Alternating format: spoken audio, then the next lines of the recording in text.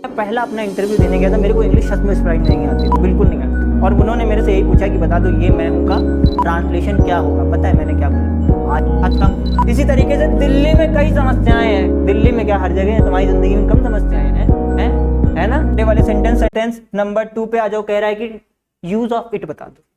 बहुत सिंपल है। Use of it कहां पे करते हैं जरा सुनना, ठीक है? बहुत ध्यान से सुनना। जब भी वेयर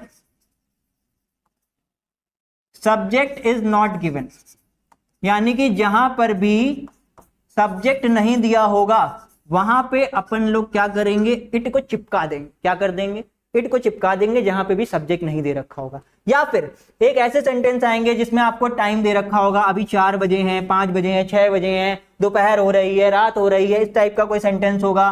वेदर दे रखा होगा, सीजन दे रखा होगा, ठीक है? वेदर दे रखा होगा, सीजन दे रखा होगा, टाइम दे रखा होगा, इस टाइप के कोई सेंटेंस आ रहे हैं तो आप उसमें भी इट का यूज कर सकते हो। कैसे? तो बहुत ध्यान से सुनना। जैसे एक सेंटेंस लिखा हुआ है 7 बजे हैं, तो सब्जेक्ट है क्या? नहीं है ना। सब्जेक्ट तो यहाँ पे कोई है नहीं। सब्जेक्ट क्या होता है? जिसके बारे में बात हो रही है, किसके बारे में पता नहीं।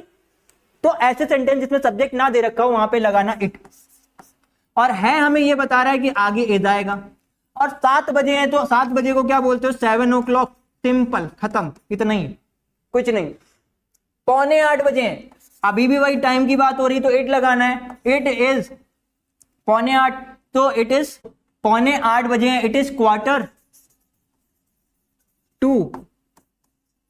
8 को 8 लिख दो यार, कुछ भी दिक्कत नहीं है।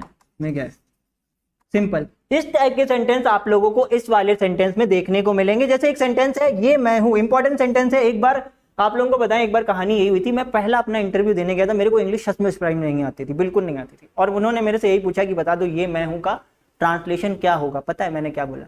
I am. भाई ऐसी घनघोर बेइज्जती हुई थी ना अपनी कि क्या बताएं। लेकिन बाद में मैंने सीखा और मैंने देखा, देखो ये लिखा हुआ है, ये के लिए हम क्या यूज करते हैं? इट। है हूं बोला है तो हूं है तो इज आ जाएगा, इट इज। और मैं के लिए यहां पर यूज क्या कर दोगे? मी। सर आई क्यों नहीं? It is I. It is I, हाँ इट इज आई, ठीक है, याद रखना।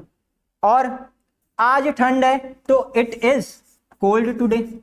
It is cold today. बहुत सिंपल सी ट्रांसलेशन होती है, कोई बहुत बड़ी बात नहीं है, ठीक है? आगे बढ़ो।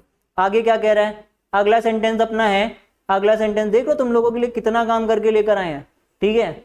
और बस वीडियो को लाइक जरूर कर देना, तभी मजा आएगी पढ़ाने में। अगला सेंटेंस है यूज ऑफ देयर। सर ये यूज ऑफ देयर क्या होता है? सुनो, देयर का यूज भी हम लोग तभी करते हैं, देयर का जो यूज है ना वो हम लोग सिर्फ तभी करते हैं 2 ही कंडीशन में। एक तो देयर का मीनिंग होता है वहां। क्या मीनिंग होता है? वहां। जैसे आई एम, एग्जाम्पल के तौर पर, ठीक है? एग्जाम्पल के तौर पर जरा समझो क्या कहना चाह रहे हैं। हम ये कह रहे हैं कि जैसे हमने बोला आई एम गोइंग देयर, मैं वहां जा रहा हूं, वहां के लिए यहां पर देयर का यूज कर दिया, ठीक है, सही है। अपने को इससे मतलब नहीं है, अपने को इससे मतलब है ही नहीं। क्यों?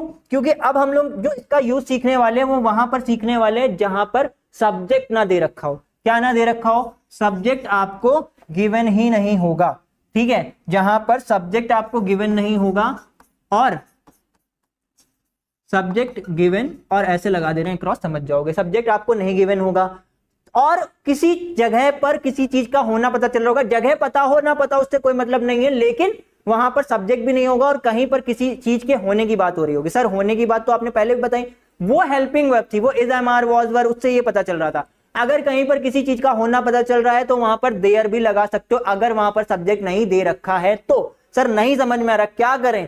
कुछ नहीं करना है बेटा, बस बहुत ध्यान से ये वाला सेंटेंस पढ़ना है।